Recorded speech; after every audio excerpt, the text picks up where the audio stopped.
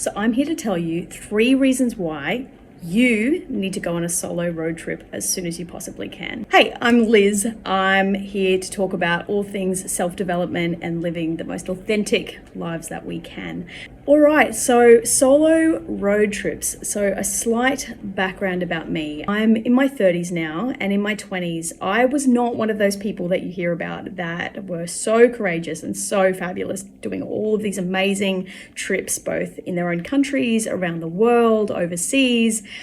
In their 20s, I was not that person. I was under the impression that all throughout my 20s that I needed to have a companion to be able to do any of these trips with. I just convinced myself that, nah, just for me personally, like go them, but for me personally, my trips are enhanced if I have company. That's what I always told myself. And for some people that might actually be the truth, but for me personally, that was not the real truth.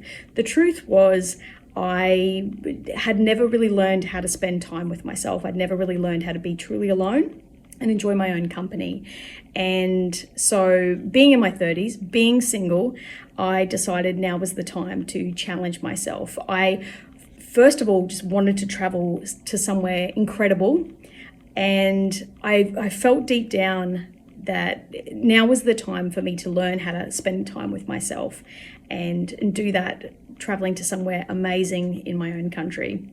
So I did that. So I'm Australian and I live in Queensland, and so I decided last year that I was going to do a trip all the way from Queensland down to the Great Ocean Road in Victoria, which is on the south side of the country, so quite a way. So it took me 2 weeks down and back, and I just wanted to share the 3 reasons why I think you should consider doing the same thing if you can. So the first reason why I think it's so important to do a road trip by yourself is because, first of all, I wanted to push myself beyond my comfort zone. I think so much about what self-development is continuously, as we have capacity to, pushing ourselves a little bit beyond our comfort zone every opportunity that we can. Of course, there's always opportunity for rest and recovery, and that's so important, and we need to emphasize that as well. But in order to grow as people, we do need to consistently check in with ourselves and see if we're getting a little too comfortable in certain areas of our lives. And certainly this was an area of growth for me.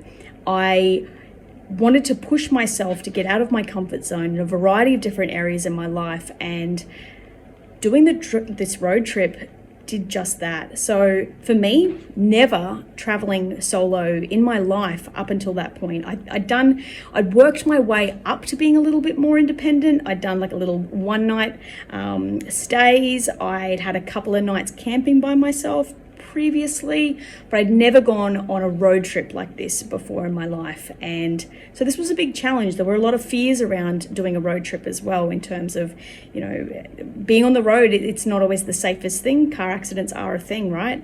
So I was worried about that. I was worried about what if there's engine problems with the car and the car breaks down. I'm not entirely confident with changing a tire. I have done it, but I'm not very confident at it. Strangers on the road, I've spoken about it with some loved ones, and they were a bit concerned about something terrible happening to me on this road trip. And some of those concerns were valid. And there was a lot to overcome in getting myself to do this road trip. But ultimately it came down to the fact that if I keep being afraid, I'm never going to do it. And there was something deep inside me that made me feel compelled to do this. There was something about this that made me feel like I really have to do this. So, there's always a risk in everything that we do, but for me, I just knew it was worth it to do this. So I think going on this trip, I did return with a lot more confidence than I'd had when I first started the trip. And I think what was so helpful about that experience was building the confidence to do this trip. It's helped me to have the confidence to challenge myself outside of my comfort zone in other areas of my life. So by going on a solo road trip for 2 weeks as a single woman, I've now got some evidence to show myself that I can step out of my comfort zone a little bit more in my personal life as well. So for example, getting stronger and more confident in being able to set boundaries with people.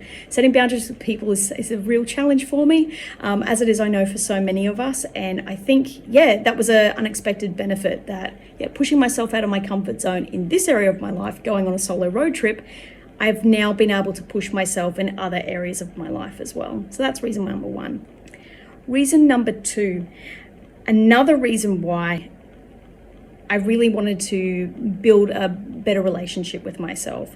So a lot of what I've been trying to do in healing and growing as a person is this concept around reparenting ourselves. And I might talk about that in a future video if that's something that people are interested in.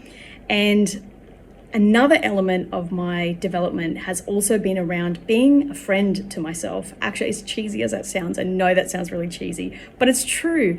I know one of the things I can pride myself on is I know how to be a good friend to the people who are my friends. Like, I really know how to do that. I'm not perfect at it by any means, gosh, but I know how to listen to people. I know how to help people feel heard. I know how to sit with people and not always jump in with my opinion all the time. I'm getting better with that. Again, not perfect, but I'm getting better with that. I know how to be someone's cheerleader. Like that is something I'm really good at doing. I know I'm really good at being a cheerleader for people, but to turn that energy on myself was something that I've so struggled with. And I felt like this road trip, spending 2 solid weeks by myself in my own company, would be a way that I could start to develop that relationship with myself. Now, I just want to emphasize, I didn't go from 0 to 100 on this. It's not like I went from never spending some quality alone time with myself to now spending 2 weeks with myself. I certainly had to build my way up to that. And I'm happy to do a video in future around how did I do that? How did I gradually build up my comfort in being able to spend time with myself alone? And I mean quality time. I don't mean watching Netflix by myself, because I'd convinced myself that that was alone time, but it's not.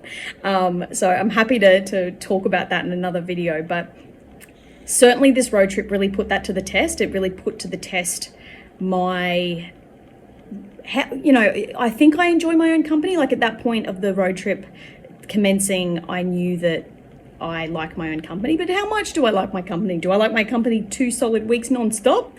We'll see. And it turns out, I did. And having that much time with myself and being able to, there's something really therapeutic in being able to plan out a holiday, plan out a trip that just I like anything I want to do, I can do it within my means. I didn't have a huge budget for this trip. And so the big reason why I did a road trip instead of a trip overseas too, by the way, it was a bit more cost effective.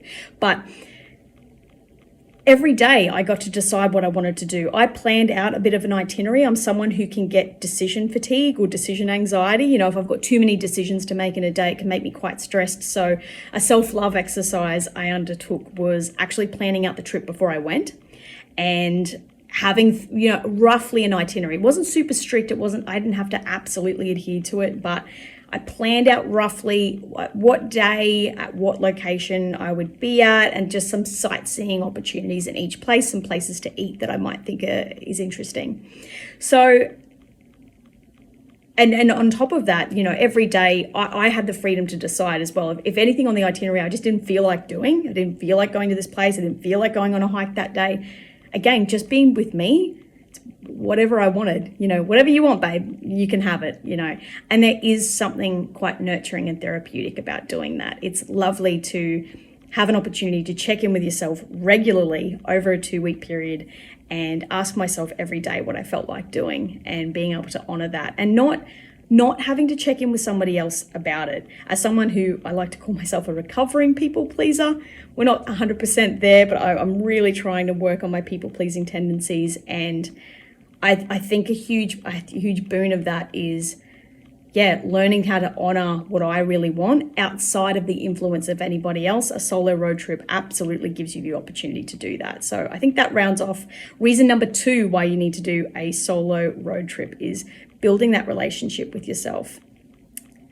Reason number 3 is it's an opportunity to expand what you know about the world.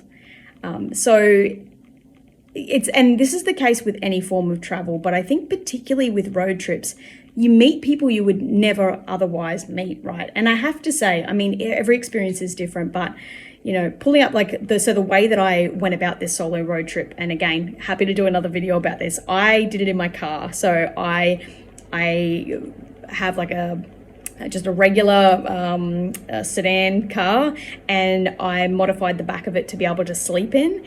And so that was my camper car. Ideally I'd love to do it in a camper van, right? But budget doesn't allow for that. So I was like, can I fit in the back of my car? Can I sort that out? Can I put the seats down and make a bed into it? And it turns out, yeah, you can. And so I that's what I did. And so the majority of the time I was camping or pulling up at caravan parks, because again, budget, that's what I could allow for. And actually, when you go to campsites and caravan parks, they're some of the most lovely people I've ever met. One night I even stayed at a hostel just to have that experience. I'd never stayed in a hostel before in my life. And so I wanted to have that experience, and honestly met some of the most gorgeous people, and they teach you so much about the world that you would have otherwise never known about. You learn about the generosity of people, complete strangers offering to help me out if I was getting lost, or even just suggestions on the best places to go. Some of the best places to visit can't be found using Google. It's through local recommendations, and I certainly got that. And I think a great benefit of going on particularly road trips is you really get to see little tiny rural towns and having these experiences, going to these places, meeting people in these different regions. So I traveled across 3 different states, right? And each state had its own culture. Each town had its own culture. Every person I met had their own take on the way they live and what's important in life. And I think having these experiences, it gives you more to talk about with people. It helps you to connect with people. If I'm talking to someone in the future, and they say they're from a certain random rural town, I'll be like, oh my God, I went there. I've seen this, I've seen that. It's an opportunity to connect with people. So the more that you do road trips, the more that you explore the place where you're from, and the more that I think it will hopefully will make me a more interesting person to engage with in the future. I think just going on a road trip in general, I think that's an interesting thing to talk to people about as well. How did you do it? Well, I slept in my car. What? That's interesting. So it gives you more to talk to people about. It does give you a more well-rounded perspective on things sometimes. And I think that can help in our connection with others. So those are my 3 reasons of why I think you need to do a road trip. That's probably not all of the reasons of why you should do a solo road trip, but I hope this has been helpful, and I'll see you in the next one.